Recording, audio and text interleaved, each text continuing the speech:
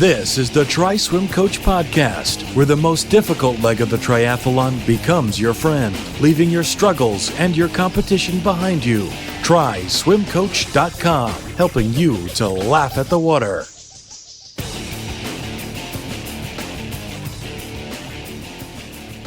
Welcome back to another episode of the TriSwim Coach Podcast. This is Kevin, and this is episode number 120. Thanks so much for listening. I really appreciate you tuning in here, and I hope you're having a great time. And this is August of 2017, and I definitely am. It's been a great summer for me here, but I want to talk today about a couple of things. One is balance, and the other is I have an inspirational story to read off. But first, I want to mention that we have a YouTube channel, and that's where we put a lot of our stroke technique stuff. So I don't like to get into a lot of stroke technique on the podcast.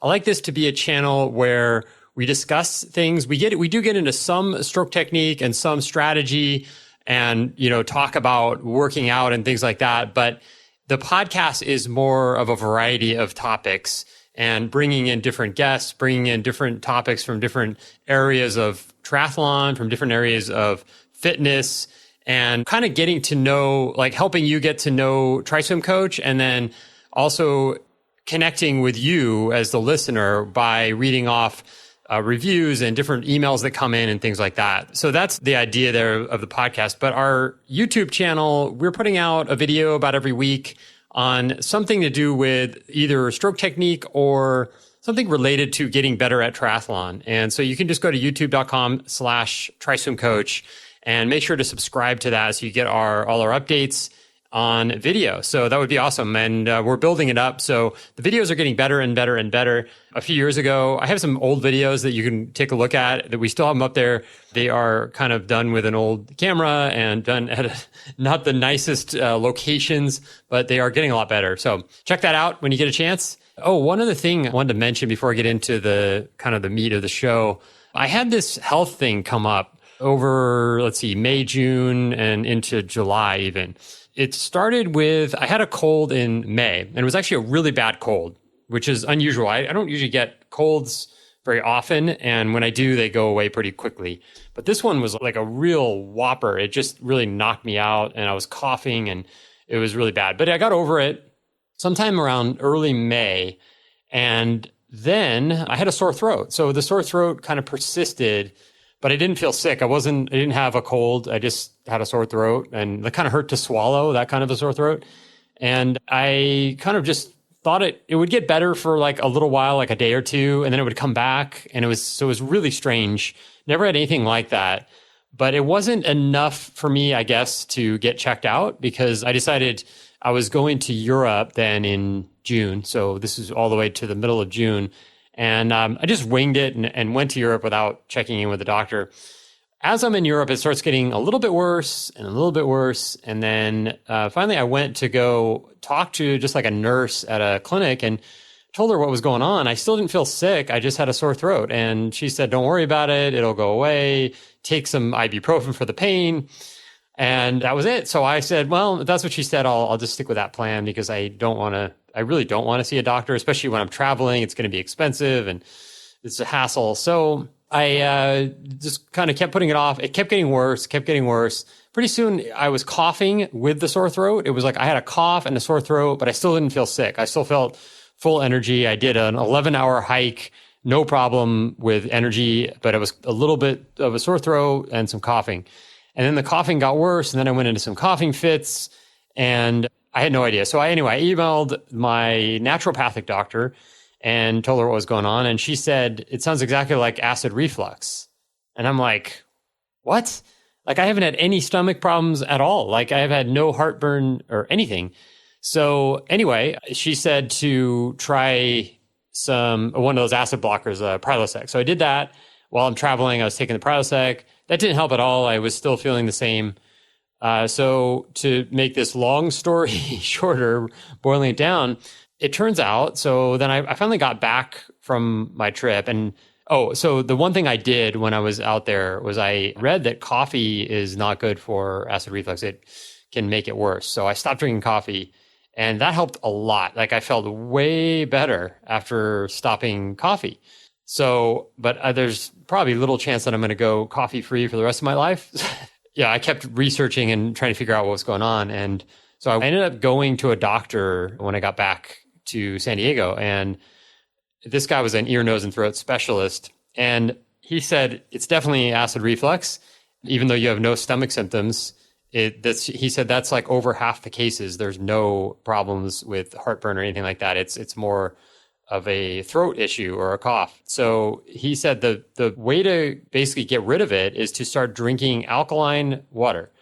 So it's pretty easy. So I went out and got, I do get bottled water, but I only get that for the taste. I never even considered the type of water that I drink, even though I'm like a health nut. I just always thought water is water. The water here in San Diego tastes terrible. So I feel like I need bottled water just to drink, just so I encourage to drink more water.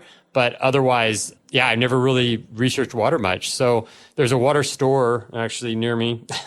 And so I went in and I filled up on alkalized water. I got this 3-gallon of alkalized water. I started drinking that like crazy. And yeah, haven't had any problems since. So that was the magic bullet. So anyway, it was kind of a long story, but I just wanted to mention that because I think that the water you drink is important. And obviously, alkalized water will help alkalize your stomach acid. So if you're producing too much acid, then that'll help balance it out. So I'm a big fan now. So now let's move on to the show topic, and that is balance. So I wrote an email to the TriSwim Coach list a few days ago, and it was about the idea of balance. I read something online, it was on Facebook, about balance in life and how the more balanced you are, the happier you're probably going to be. And some people will say, well, that's not true. People that are not balanced, that are just going forward with one thing and they're like super driven, are the ones that are doing way more with their lives. And that may be true in some ways. That may be totally true. But the quote was more about happiness. And so, happiness is kind of one of those things. It's hard to gauge, like, what exactly is it? And how do you gauge how much of it you have? That I think that the idea of balance is important. And I've been really, in my own life, I've been kind of experiencing the need for this because I'm working on a couple of projects with business and it's taking up a lot of time. And I see that there is this mentality, especially here in the US, about how you need to be constantly going and constantly doing something. And you have to be busy, and everyone wants to be busy. And if you're not busy, then you have to look like you're busy. And a lot of people that are listening here probably can relate to this because you might be type A, you're doing triathlons, or you're trying to do the best for yourself and get ahead and accomplish big things. So I'm going to read off the email that I sent out to the list, and shame on you if you're not on my list. You can just join at triswimcoach.com if you're not, but it's a free email list. And I send out several emails per week now. The reason I started doing that is that I wanted to connect more with the people that are on the list. So if I send out one email a month or one email a week or something, it's not likely that people are going to really get to know me and get to know the information that we have and all the things that we can offer here. So anyway, I started emailing a little bit more often. So if you sign up, don't be surprised if you get like 2, 3, 4 emails in a week. But if you don't like it, you can always unsubscribe. But it's also a way, if you want to comment on what I'm writing, then feel free to write back, and that way we can have a little conversation. So anyway, so this one is, I'm going to start reading the email here. So we hear a lot about having balance in life. What is balance? It seems like a vague word that can mean a lot of things. When we talk about balance in swimming, we mean swimming on the surface of the water, not sinking, and not favoring one side much over the other. But there's a lot more to this word. You were probably attracted to the sport of triathlon because there is balance between 3 disciplines. Maybe you were tired of just running or just biking, and combining swim, bike, run would challenge your body in many new ways. One of the dictionary definitions of balance is, quote, a state of equilibrium or parity characterized by cancellation of all forces by equal opposing forces, end quote. You can see why balance would be of huge importance in swimming. This is why we start out our TriSwim Success program with drills to help you improve your balance, which most triathletes don't have enough of in the water. It can also be applied to balance in the rest of your life. Many of us attracted to this sport can quickly become imbalanced, spending too much time training, overtraining, letting triathlon become part of our identities, and struggling with overuse injuries. So we must balance our training with rest and family/friends/social time, or face negative consequences. On the flip side of this, there are people who make fun of the idea of balance. They say if you want to achieve great things, you have to be the opposite of balanced, which to them would be focused, hard-nosed discipline. A select few may be able to achieve their wildest dreams. However, this also comes with a cost. For the most part, the key to success and happiness is having some kind of balance. For all the Elon Musks in the world, and do we even know how happy he is? There are thousands of people who would be utterly miserable by trying to accomplish the things he is, working 120 hours a week and barely seeing their families. Balance your swim, balance your training, balance your life, and befriend the water. This will mean different things to different people, but you likely know when you're out of balance. The key is to do something about it before things spin out of control and you end up injured, sick, or unhappy, none of which will help your swim, triathlon, or goals in life. Coach Kevin.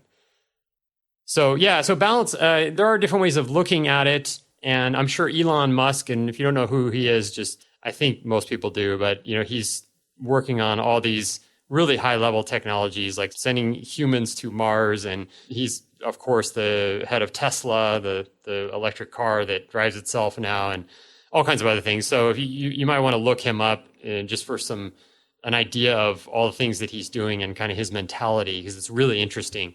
But anyway, the point is that he would probably admit that he's not very balanced at all. And I think he even said, there was a quote where he said, I prioritize work above all else. And that's how it is. And he's like, I know that I'm not, I think he even maybe used the word balance. He's like, I know that I'm just kind of focused on work and that's it. So being in a relationship with him would be really difficult. And, I'm sure he's probably got some crazy amount of stress levels. And I know that his weight fluctuates quite a bit. So there are definite consequences and trade-offs and all that for being imbalanced. So I say go for the balance. And, when I said, when you're imbalanced, little things happen. You get stressed out more, you get sick more, you get irritated with people around you, things like that, where that maybe it's time to back off and to do more of a variety of things rather than just train or just be focused on training or just be focused on work or whatever it is. There's a good case to be made for downtime. And downtime would be it could mean different things to different people, but it could be just kind of hanging out with your family or watching some dumb Netflix show, or it could just be being by yourself, reading a book. I mean, there's so many different ways to have downtime, but I think that can be really important when we're trying to accomplish so many things. So anyway, I want to move on to the inspirational part of the show. So I got an email, and I get quite a few emails from people. That's why I love being involved in this sport, is there's just so much inspiration out there that can be derived from triathlon. And so this email, someone emailed in response to one of my emails, and her name is Selena, and she's in Oakville, Ontario, Canada. And she says, Kevin, not sure if you ever read replies. Well, yes, actually, I do. Sometimes they take a while to get back to people. I let emails stack up and I get way behind, but I eventually will get back to you if you email me. But I am taking a chance and replying to this email to tell you how much I appreciated your words. Not only did, quote, how to go from tragedy to triumph in triathlon, that was the title of the email, inspire me, I shared it with my 3 kids, 16, 18, and 20 years old. Back in April, I had a cycling accident while training in Arizona. I sustained some pretty good injuries, separated AC, which has left a permanent bump on my neck, concussion, 3 broken ribs, both thumbs broken, nasty road burn, and stitches around my one eye. Wow. Needless to say, I had my first 70.3 Ironman scheduled for 5 weeks from the accident. Many people felt I shouldn't even attempt the race. Most were concerned with the swim and the fear I could be kicked in the shoulder where I was not fully healed. However, there is something to be said about the mind and the human body. I knew I could do it. So 5 weeks, 3 days from the accident, I participated in my first half Ironman race in Santa Rosa. It was awesome. Had the best race and the best swim. By the way, I forgot to mention that the actual day of the race, I turned 50. I wanted to share my story of pushing through adversity, even when others, and even yourself, doubt whether you can do it. I knew deep down that I could finish the race. It was just getting to that starting line and repeating to myself, quote, "I can do this. Kind regards, Selena." So I hope that really inspired you. She had so much adversity to overcome there to finish this race, and she did it, and she turned 50, and it's just amazing. I mean, I love that. I love to hear that story. And I think that, having said that, I wouldn't race injured if I were you, just as a warning. I don't think it sounds like she was mostly healed up, but she finished it with having still some soreness and some pain and everything. And, that just goes to show you that you can do this. And it's, I talked about the 5-second rule, I think, on a previous show. You just 5, 4, 3, 2, 1, go. And, this is also about, there's a video I watched recently about taking risks versus kind of playing it safe. And she took a risk and it paid off. She finished it and she did well and she's so happy. And it's almost reverse of what you think. It's counterintuitive. Like, you think playing it safe in life would keep you kind of safe, secure, happy, healthy. But really, it's taking smart risks that is leading to your health, leading to your overall satisfaction in life. Now, I wouldn't take life or death risks. Like, I'm not a big fan of the bungee jumping and that kind of stuff. But if that's your thing, maybe that's your thing. But what I'm talking about is more of the smart kind of risk that will build you up as a person and really kind of move you forward in life. And so that could be different things to you. That could mean something different to you. But that's kind of the point of this message, is that you can kind of play it safe and kind of live an unfulfilled life and possibly end up unhappy, or you can take some little risks that can go a long way. And, that's the path I think a lot of people that are doing triathlon are choosing. So I hope you are one of those people as well. And I hope you enjoyed this show. Really appreciate you listening. And if you want to give us feedback, you can go to iTunes to do that, or just send me an email. It's kevin@triswimcoach.com. And I'd love to hear from you. Otherwise, take care. Have a great week of training and befriend the water, and we'll talk to you soon. Thanks for listening to another episode of the TriSwim Coach Podcast. If you like this show, consider giving us a 5-star review on iTunes, and we'll read it off on the next show. And to get the latest triathlon swimming tips, tricks, blogs, and podcasts, go to TriSwimCoach.com. See you next time. Until then, befriend the water.